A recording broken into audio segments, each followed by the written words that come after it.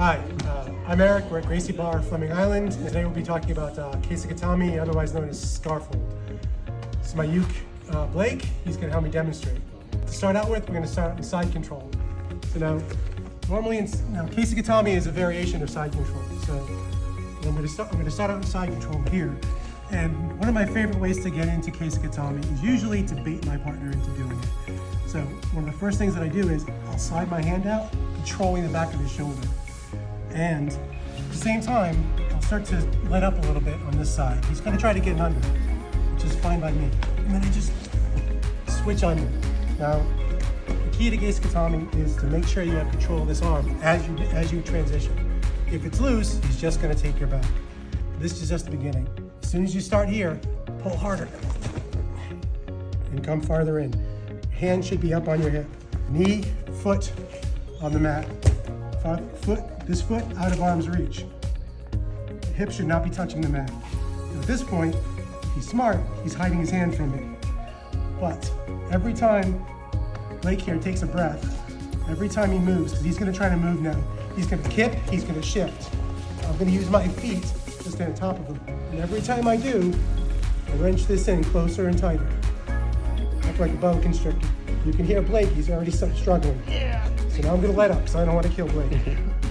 So now, if you've done that well, it should be very hard for him to escape from this position. Now, from here, there's many submissions. I know of at least 5, I'm sure there's many more than that. But to start with, chances are his hand's going to be here because most entrances have it this way. Now, it's very hard to wrestle his hand. The best way to get his hand, get control of it, is actually just to use your leg and slide it down.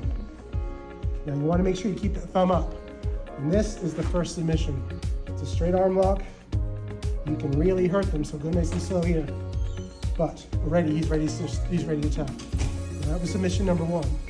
Now another one is if he's willing to let you, and most times they're not, you can actually go for an Americana. Bring your foot up under here. At this time, you crank up with you lean back with the head, pull down with the leg, and all of a sudden it's going to torque him in the wrong direction. Now, one more is a little bit of a Kimura. So you start bringing the leg back this way, you turn him up this way. Right? And then, now if you happen to be a blue belt and you have this control, you literally just wrist lock. No one likes that one. No white belts, please.